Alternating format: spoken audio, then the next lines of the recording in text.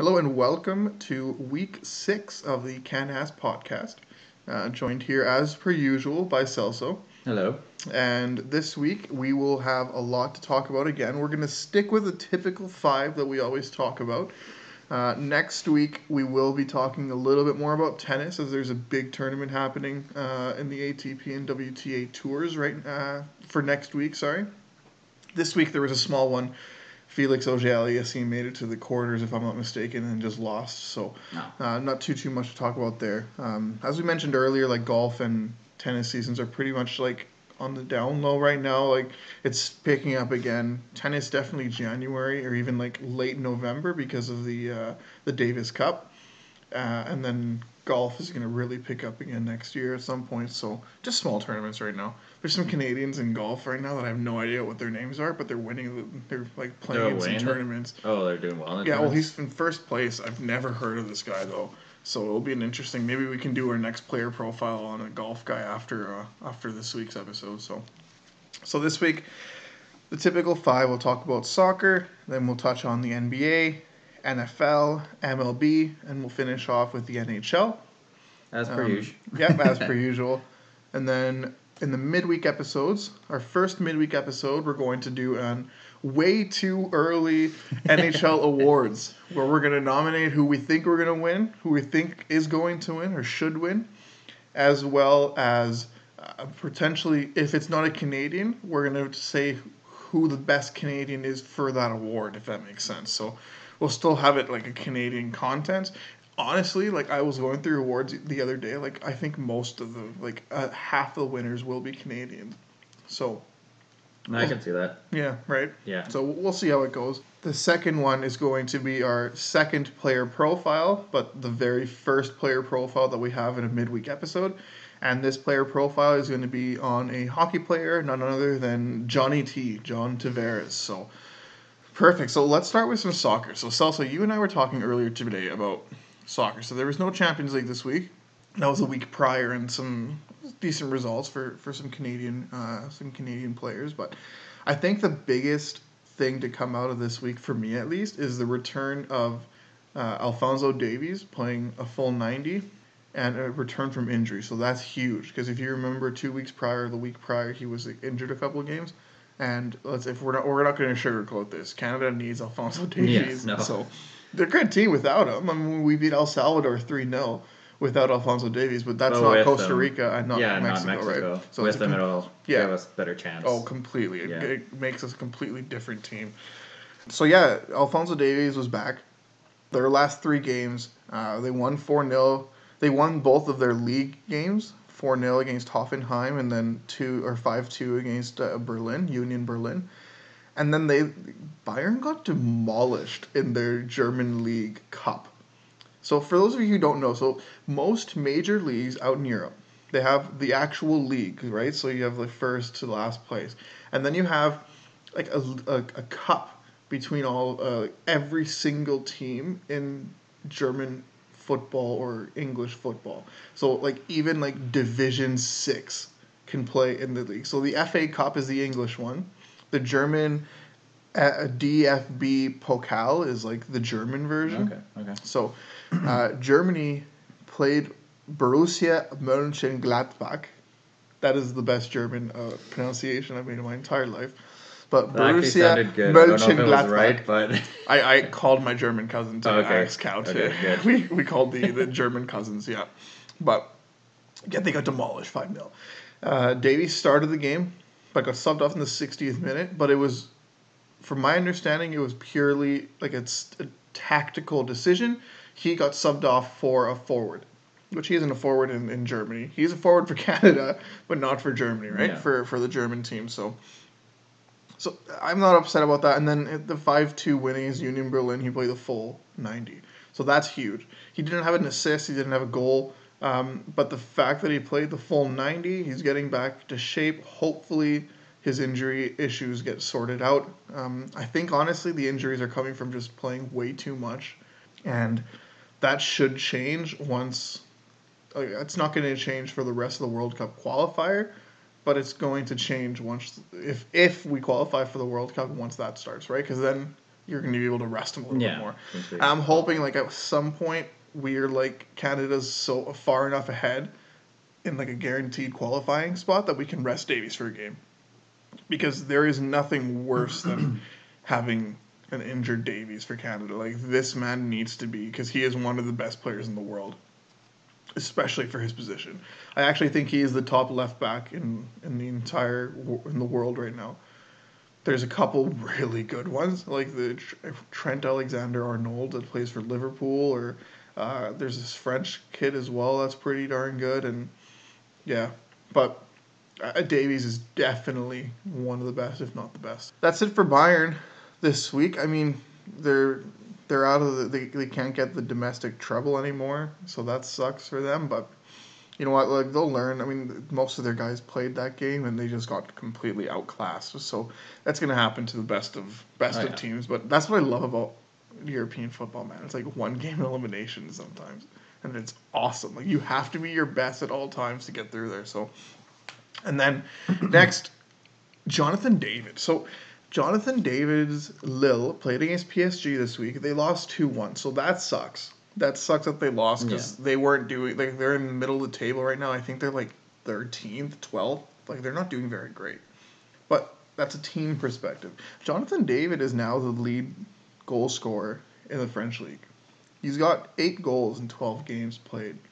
Dang. He has more goals than, again, the big three combined. Mbappe, Neymar, Messi. He has more goals in the league than them combined.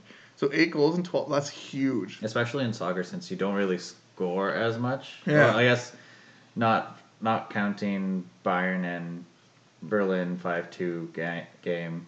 But usually it's never like a high scoring game. So scoring 8 in 12 is actually pretty good. Well, it's huge, man. Yeah. It's absolutely massive, for sure. Yeah. And like he's just had good games, man. Like, he scored against PSG in his last league game, the only goal of the game for them. He scored in the previous league game against Brest, the only goal of the game. They tied 1-1. Like, he's getting goals in almost every single game he's playing. Like, I'm looking at Lille's last 6 games. No, their last 5 games, because that's an odd number. Lille has scored 4 goals. Can you guess how many goals David scored in those 5 games? Of the 4 Lille goals, how many did David score? Well, he has 8 and 12.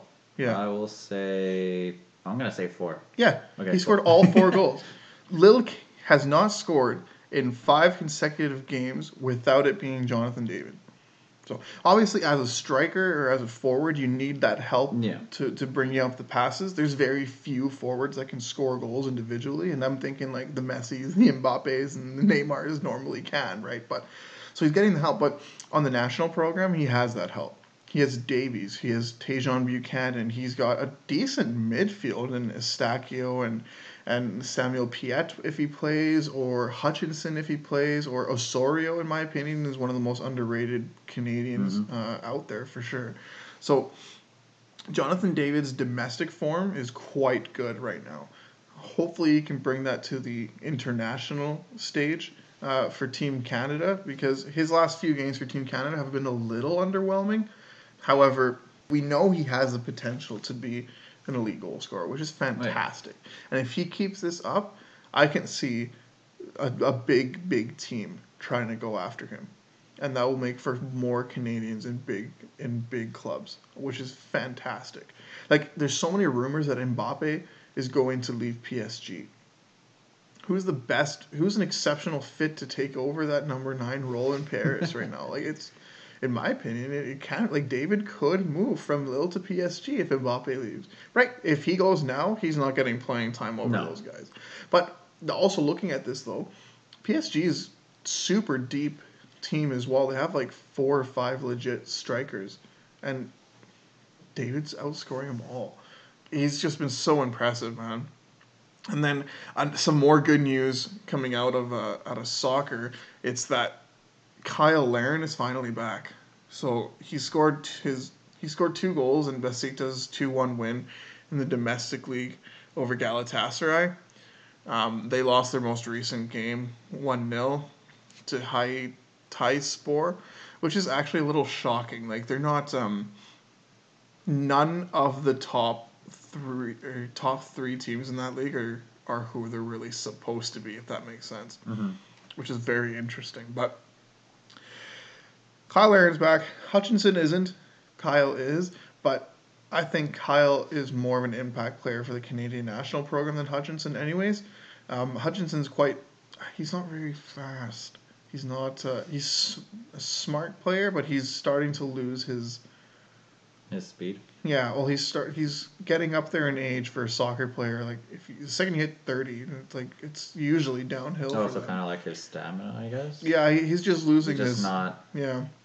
Being able still to a good player. Still a pretty damn great. Like to play professional football, even in Turkey, he's still got to be fantastic, right? But I'm just happy that Kyle Aaron's back. That's 2 goals. That's huge. Get his confidence up. Between him, David, and Tajon Buchanan, they've scored like 1 billion goals for Canada, it seems like, in the last little bit. So I'm happy with that. And then more good news is that Milan Borjan is back from his COVID thing. I don't know if he had COVID or if it was just contact tracing. I wasn't entirely sure. I believe there was an article written about it, but it was in a European language that I unfortunately don't speak or read. So... And then the last thing we'll touch base on it. So Tajon Buchanan had a pretty good week for his domestic team down in the States. The New England Revolution is who he plays for. And I think, if I'm not mistaken, they just broke the MLS record for most points in either 32 or 36 game season. I don't know which one it is, but they just broke it, and Tajon scored the 1-0, the only goal in the game for them. So that was pretty That's huge. Pretty cool. He was a pretty direct impact. And then, as we've mentioned multiple times, he's going to Club Brugge in January. And that's going to be immense for his development. Club Brugge brings out some really good players out of that team. Like some world-class players. And he's good he's fantastic offensively. He can work on his defensive game a little bit more. I'm thinking back to like the Mexico draw. I wouldn't blame specifically him. I think it was like a multiple kind of thing that happened. But if he had a little bit better defending, it would have been an easier shot for our goalie to save. But you know what? Listen, man, not the end of the world. He's going to get better, and that's going to be fantastic for Canada and for Club Brugge as well. So look at him joining a big club, and I'm talking like Chelsea, Man U, Arsenal. I wouldn't say Real Madrid. Maybe Real Madrid. Maybe. Barca, like any one of the look at him joining one of those teams in about 3 years, 2 to 3 years. Further development with Club Brugge playing like a higher level. Like, I'm sorry, Belgian League One in my opinion, is stronger than the MLS. So I think like any top European league would be a little bit, even like I don't know what. Turkey probably would be up there. Yeah, like I would say like MLS, like if you're just starting like soccer, I guess, is like a good like stepping stone to get your like name out there, just because it's still a professional sport or soccer league. Then like teams will start looking at you, and then you can go from there. So like MLS is still good, but not as strong as the European leagues. But yeah, I absolutely agree. So it'll be good for his development for sure. Absolutely. And the more guys we get out there, the better. And then we'll touch base a little bit on the women's team. So the women, I think their domestic league is starting back up again, but there wasn't much domestic happening over the last 2 weeks because of the international window. Most of you will know that Canada played against New Zealand in the Celebration Tour. The first game was a demolishing 5-1.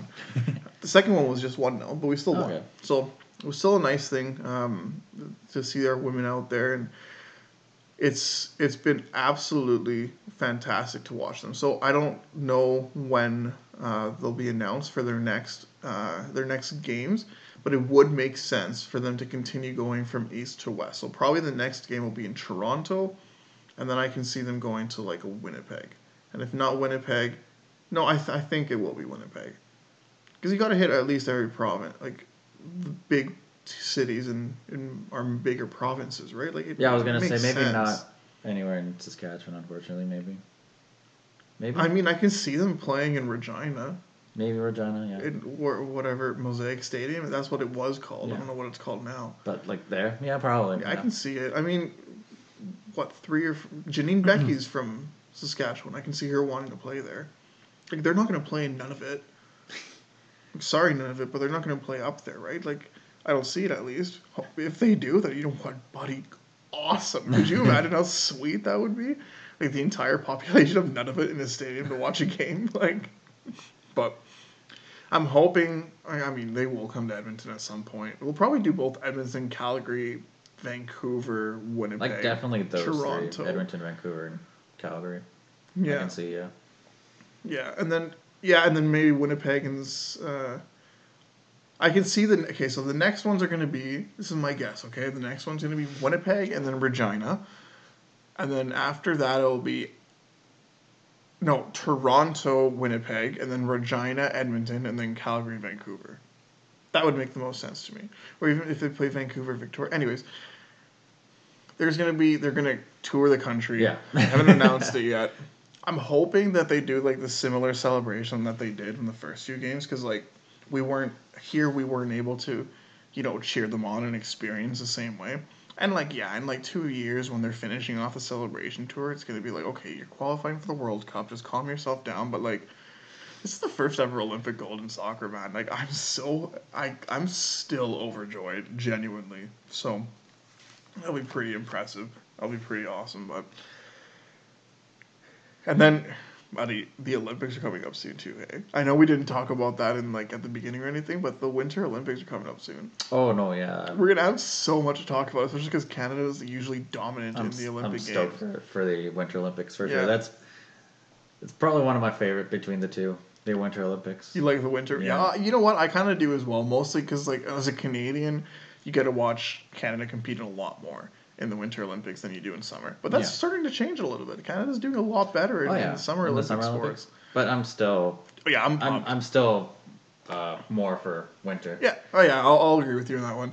I'm hoping that we do like Canada should win the gold in hockey in both, for sure, men. The women, it's a little tougher, but the women have played against the States in like the rivalry series, I think is what it's called. They won both the first 2 games in the States, so that's pretty huge. We'll talk more about that when the next round of rivalry series goes with hockey and all that stuff. But anyways, we'll move over to the NBA.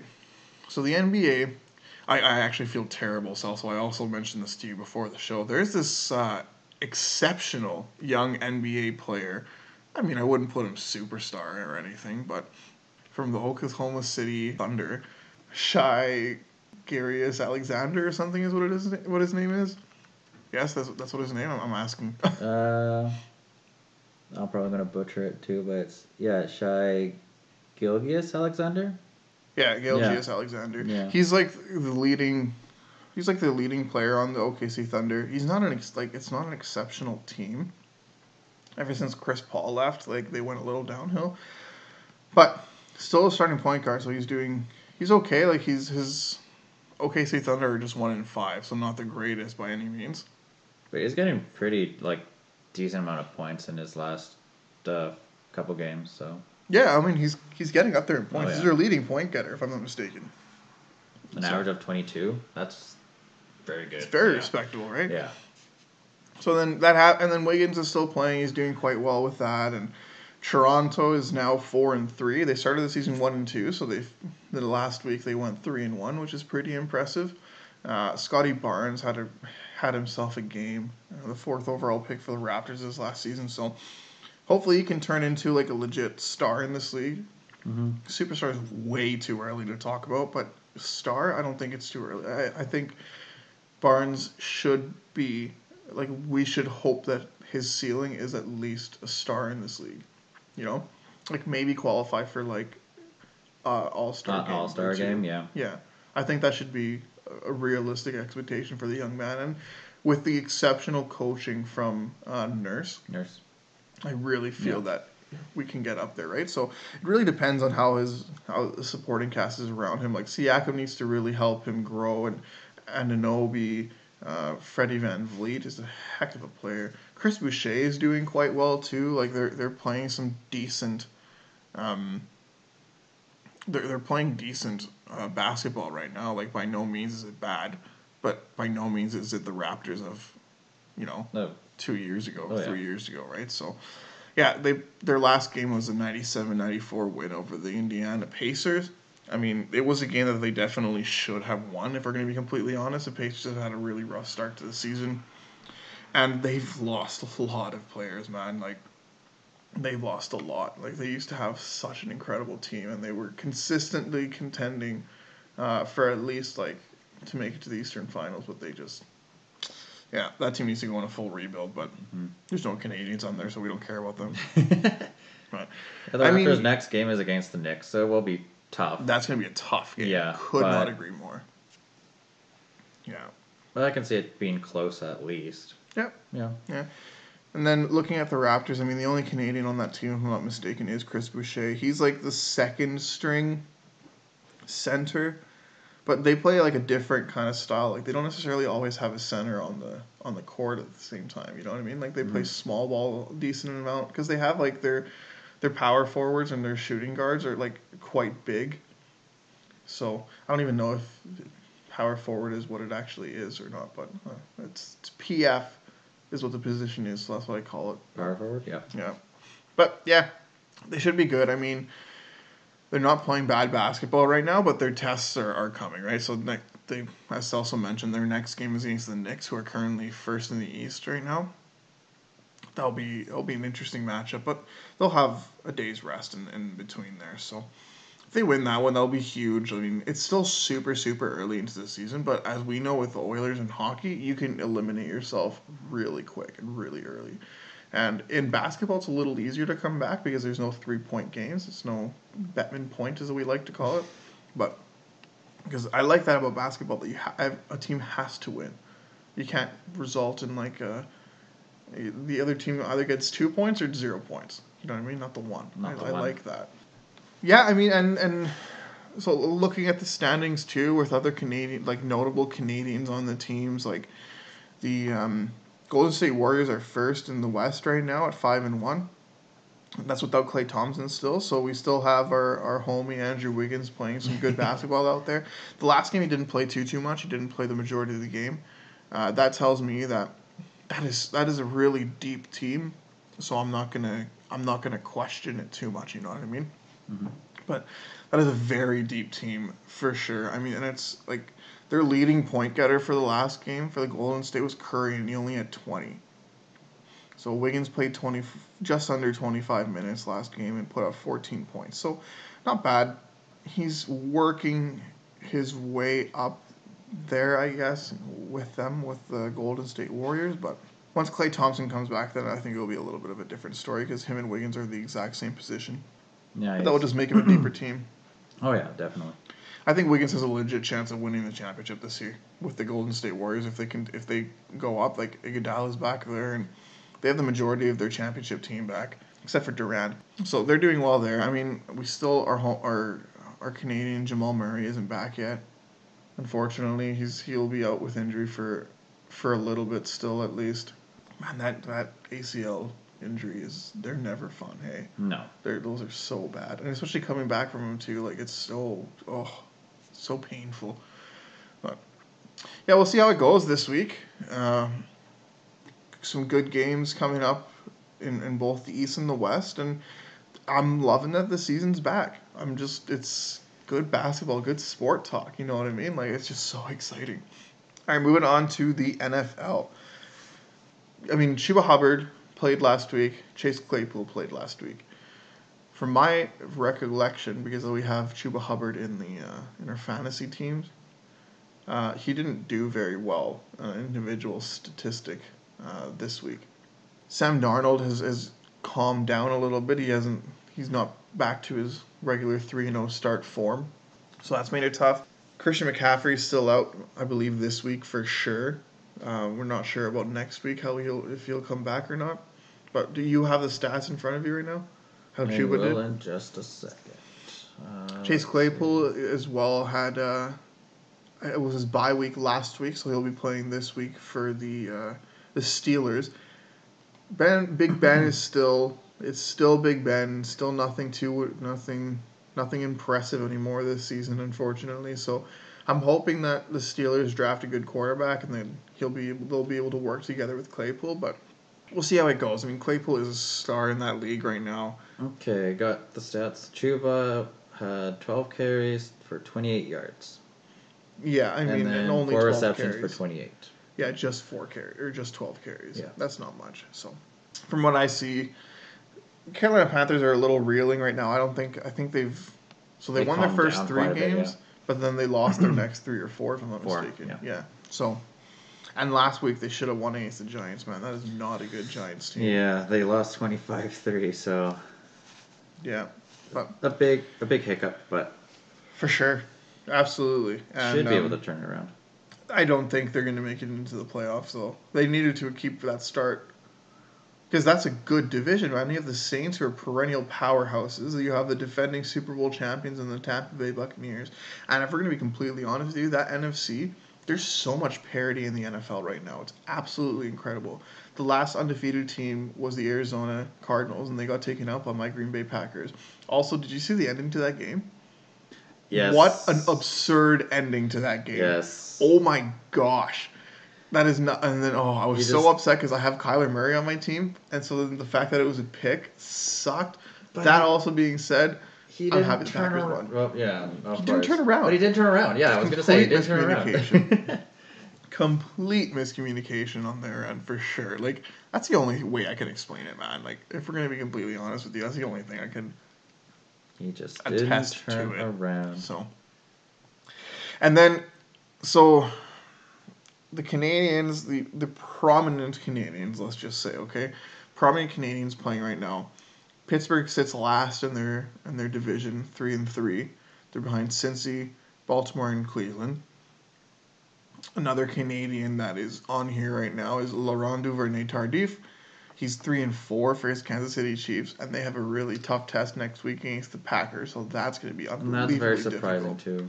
That It is, but I They're feel their offense has been figured out enough to where they can't outscore their problems on defense, because that defense is bad.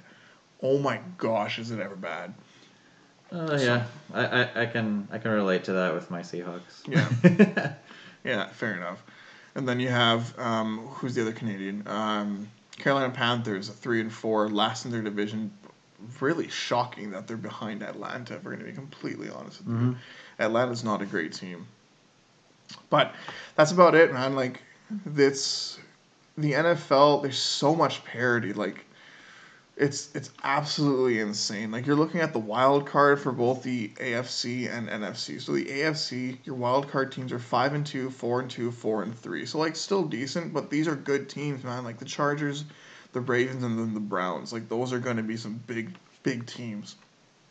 And then the NFC, with the win that my Packers moved up to first in the NFC for the moment at least, with a 7-1 record, and then in the wild card, it's 6-1 and 4-2 are those 2 spots. Like, I wouldn't want to finish in third place and play the Rams. No, Rams are right now in fifth. That is with a 6-1 record, and even Rams if they are win this still week, decent too. they're a good team. They're man. a very good team. They're a good team. Deshaun Jackson is requesting a trade out of the Rams, though. I don't think it affects them too much because they have like 4 receivers ahead of them on the depth chart, anyways. But this NFL season for a trade. Probably, yeah. And I mean, I think my Packers could use them because we had our top 3 receivers were out last week. That's what was most impressive for me. Okay, I'll talk a little bit about the Packers if that's cool. 'Cause it's my team. No, yeah. But like, we don't have to talk about my Seahawks. So we can if you want. No, I'm good. They're 2-5. Do you want it? No, I'm good. Just really quick on the Packers. Like this last week was for me, it was so impressive to win, man. Like we were kind of gifted it with that terrible miscommunication in the end, but our top 3 receivers were out. 2 with COVID, 1 with injury, if I'm not mistaken. Our all-star left guard is out with an ACL from last year, so he's probably not coming back at all. Starting center was out. Our top 2 cornerbacks were out, and one of them is the top 5 cornerback in the entire NFL. So that was huge. And then our starting tight end got injured halfway through the game. And we still found a way of beating the high-powered Arizona Cardinals. That's crazy. Cardinals had a couple injuries. Let's not even kid ourselves. Like J.J. Watt, buddy, I feel for the guy. Out for the year again. Such a talented player, but he's out again. And then Hopkins pulled up at some point during the game. He came back and played, though, so I was fine. I think Kyler Murray was wobbling a little bit, but This is interesting football to watch for sure. NFL football, sorry, not the real football of soccer. Yeah, and then so I don't really have anything else to talk about the NFL. What do you think? No, we basically touched base on Yeah. what we wanted to talk about. So let's move on to the MLB then, man. Like the MLB, the World Series is on right now. Have you had a chance to watch most of the games also? Fortunately, no, because I've been working. But Yeah. I am hearing that the Braves are 1 win away from clinching the World Series. Yeah, so they're up 3-1 on the Houston cheating Astros. Yeah. Yeah, they're up 3-1. I mean, the game that they lost was in Houston, game 2. Yeah, I makes sense how they lost it. But so the last time a team clinched at home the World Series was in 2013, the Red Sox, and then last year was a neutral site, obviously because of COVID. Yeah. But so the Braves have a chance at the moment of recording, Sunday, October 31st, Halloween. At 11:14 Mountain Time. Okay. Thank you for being specific. You're welcome. 11:14 a.m. Yeah. Mountain Oh, Time. good call. Good There call. we go. The Braves have a chance at clinching tonight. I'd love it because they have one Canadian player on the active roster, and then the GM's a Canadian, the guy who made all the moves. So both have had a really big impact on the game. So I'm looking at the Freddie Freeman in particular right now, their first baseman. Offensively, he's had a decent postseason so far, man. Like he has 3 home runs, 8 RBI, a stolen base, 12 walks, which is huge. A little bit more strikeouts, 16 strikeouts, unfortunately, but his batting average is just shy of 300, which is quite impressive. Mm-hmm. And the World Series, he's only had 2 RBI, 4 hits in 14 at bats, so not the greatest by any means. But I genuinely feel tonight the Braves are going to just put everything they can, throw the kitchen sink, and just try to clinch it today. Because they have a day off tomorrow. If they were to lose today, they have a day off tomorrow, and then 2 more games in Houston. Right? So you have multiple chances, but you don't want to give the Houston Astros a chance because they're a good team. There might be cheaters, but they're a good team. So he's doing okay. But the Canadian with the biggest impact on this team was by far Alex Anthopoulos. This team, they were a decent team to start off. Let's not even kid ourselves. But his roster moves that this man made so I was watching the coverage yesterday of the game. Right in between the intermission of the Oilers Canucks game, I watched the last few innings. So back in 2015, I think, when he was managing the Jays had a heck of a team. They had their big 3 of Donaldson, Encarnacion, Bautista, right? And he didn't do many moves, if any, at the trade deadline. And the players were apparently letting him hear it. They're like, man, what the heck are you doing? Why are you not giving us more players? And they ended up losing in the ALCS. So comes to 2021 trade deadline. And this man brings in 4 key players. A star reliever, Richard Rodriguez from the Pirates, for trades for Jorge Soler, who is, from my understanding, a former 50 home run man, right at the deadline. And he didn't give up huge pieces. He upgraded everything. He got in Adam Duvall from the Marlins in exchange for Alex Jackson, who Travis d'Arnaud is their starting center right now, who is a former Blue Jay, if I'm not mistaken, too. Mm-hmm. Eddie Rosario, who had a monster catch to preserve the victory yesterday from the Cleveland Indians in exchange for Pablo Sandoval, who's an infielder. So he didn't have, they have, reservoir of players to do that from. Yeah. Acquired catcher Stephen Vogt from the Diamondbacks, who's serving as, if I'm not mistaken, as a backup catcher, but still you need a backup of every position that's able to play. Yeah. And then Jock Peterson, which is probably the biggest one, from the Cubs. That's huge. In exchange for Bryce Ball, who's a first baseman, who's probably a prospect, if I'm not mistaken. But Freddie Freeman is your starting first baseman. So he made 6 big moves, and of those 6 big moves, 3 had a direct impact in the game yesterday.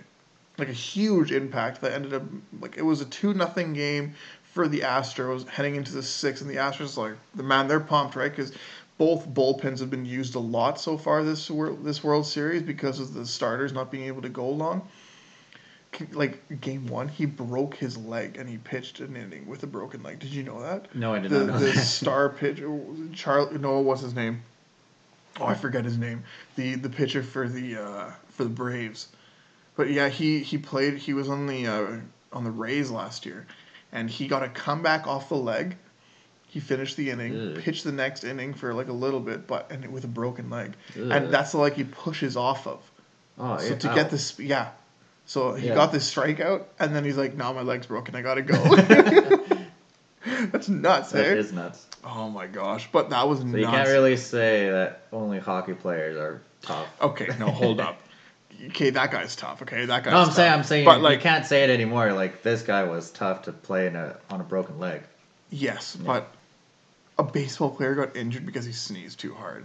Okay, let's not even kid ourselves.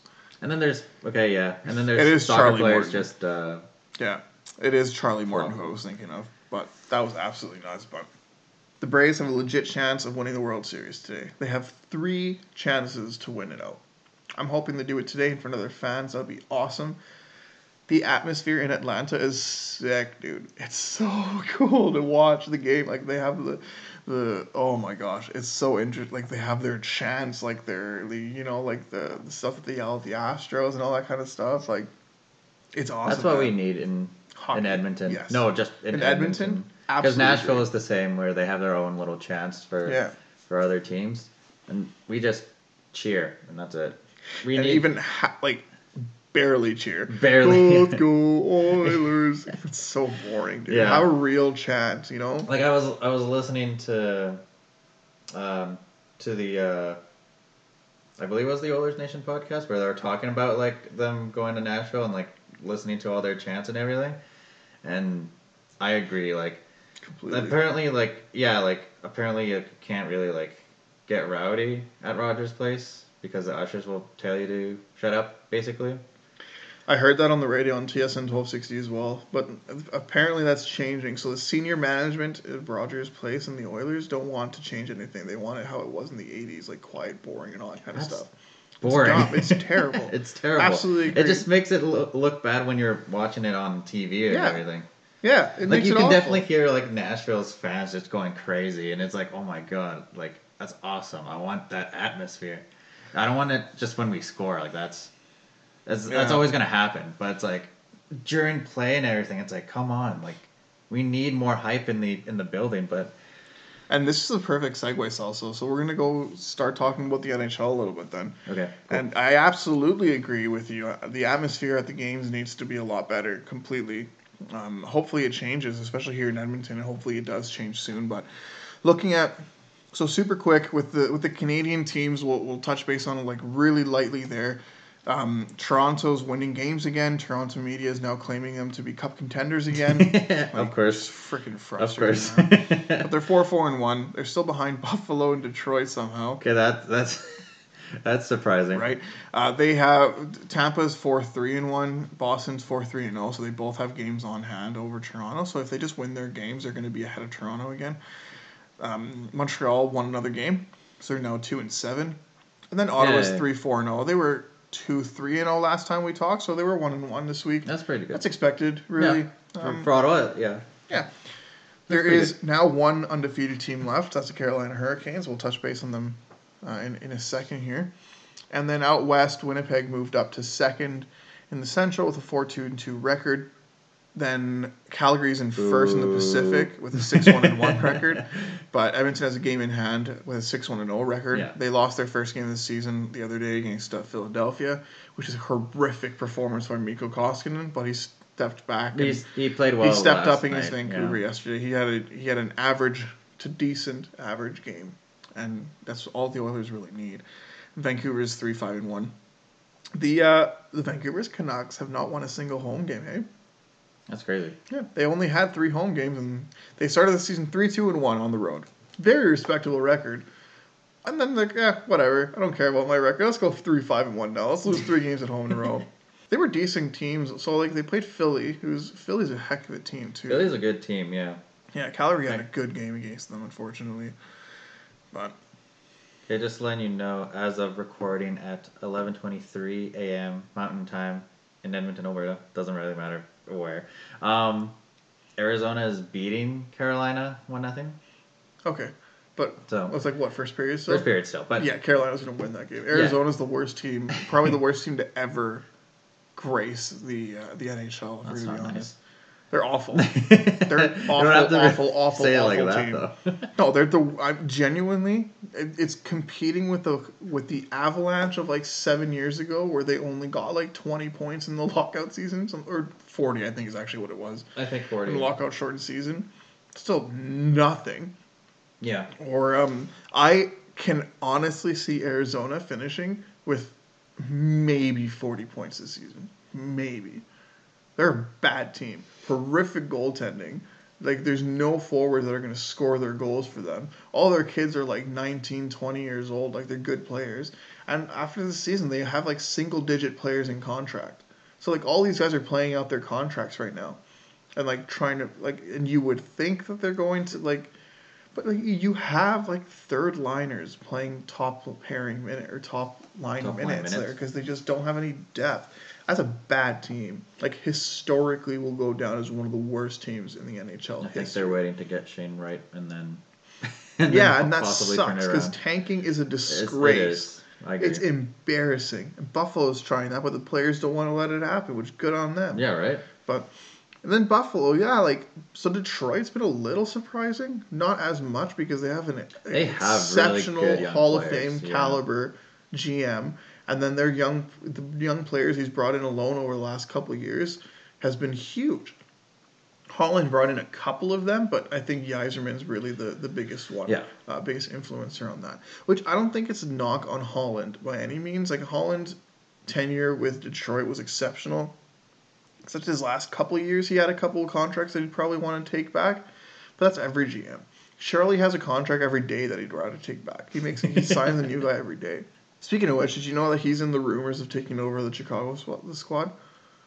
I wouldn't mind it. I'd like to get Seth Jones. Yeah, I'd like to get Seth Jones, Patrick Kane, and I was gonna say maybe not Seth Jones, but Patrick Kane would be nice. Listen, Seth Jones, Patrick Kane, and Jonathan Toews. 50% salary retention, and we'll give you Koskinen and a third. Chiarelli would accept it. Or one for one. We'll just take all the contracts, but. Or I would do a 1-for-1 Kakinen for Koskinen. He loves Koskinen so much. Dude, right? Yeah. Or no, not Kakinen, Flankinen. Yeah. Let's do it. Yeah. Oh no, man, that's a. They're surprisingly 0-7-2, and you know what? They're already 8 points behind the wild card spot. They're 6 points behind wild card, 8 points behind third in the Central. That's already going to be a tough. They have to go on like a super streak like the Blues did, and yeah, that's gonna be tough for them. Yeah, it really is. I mean, because the next game, I was looking at Carolina's schedule in the next two games after if they beat Arizona, it's Chicago. Which obviously they're gonna beat Chicago, and then it's Florida. So that'll be a good game. That'll be a very good game. I think the two best teams in the East right now, the Stanley Cup final for me. Sorry, the conference finals will be between Florida and Carolina. Those are just way too good of teams. The Florida goaltending depth right now, when Sergei Bobrovsky is playing how he is right now. And even if he starts to falter, they have Spencer Knight, who is supposed to be one of the next great goalies in this league. Yeah, I think Carolina's team. Isn't it nice to have a good young goalie that we could have developed more? I mean, Stuart Skinner. Skinner's doing pretty decent. I wouldn't think. I don't think he's a superstar. I was looking at their stats. Konovalov has a sub-900 save percentage, but that's in his first 2 games. Yeah. That's going to change. He's getting used to the size of the rink. He's getting used to all this. Oh, yeah, because he's been playing in the KHL, right? Konovalov should be a decent goalie. But Stuart Skinner, like a 945 save percentage. Just 2 games, but preseason he did really well, too. I think Stuart Skinner is... I think that's why they traded down in the draft. To get more picks in, and then to be able to, they believe in Stuart Skinner. Whether it was justified more than the other guy. It would have just been nice to have Wallstedt. I guess. But I think Wallstedt wouldn't be until 4 years from now. No, but then we would have a really good prospect. Yeah, but Xavier Bourgault, Do you He's see doing, how well he's he's doing really right now? well too, though. That So man is can't going to really come up and complain. be Yeah. imagine. So our third line of the future is looking something along the lines of Holloway centering Borgo and Carter Savoy. That is a scoring That third is pretty line. good, yeah. Carter Savoy is having an exceptional start to the season down in college too, in the NCAA. That's incredible. I'm looking at the stats. Like maybe you know what? Let's do an episode. Not this upcoming midweek, but next midweek. Let's do just prospects, looking at each team's prospects. I'm Let's down. do that. Yeah. Okay. So breaking news. Whoa. We're gonna have it next week. Whoa. But yeah. So then more about the NHL too. It's like we're not going to talk again. Throughout the week, we have a midweek episode of John Tavares' player profile and our way too early NHL awards. So we're not going to talk too much about that. But the impressive thing is Canada's doing quite well. We have, as of this moment, we have 3 playoff teams in the West. I'm going to go on record and just say I think I still don't think Calgary is the top team in the Pacific. But now I'm thinking that they'll challenge Vancouver for that 3rd spot. But Vancouver is really being tested right now. Like they don't Pettersson isn't getting any goals, and they're not scoring at all without him, right? Like it's just Vancouver's showing its true colors. So maybe I'll stick. I'm not going to change my predictions. I'll do that, but I'm thinking a more realistic now is I think it'll be Vegas, Edmonton, Calgary, top 3 in the Pacific, and I think that's the only 3 who would make the playoffs. Out of the Pacific, yeah. I think so. Because Central did you know that Vegas is in on the Eichel sweepstakes? Any day now is supposed to be breaking.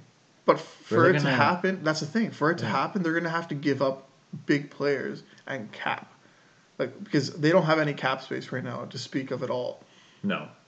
I don't know. It's interesting. I'd be interested to see what they would trade. I would not be surprised if they did that, though. I wouldn't. But that also being said, Buffalo wants a lot back for the guy.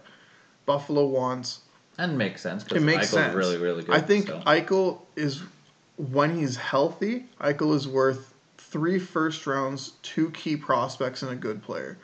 2 first rounds, a second. 2 key big prospects, and a player.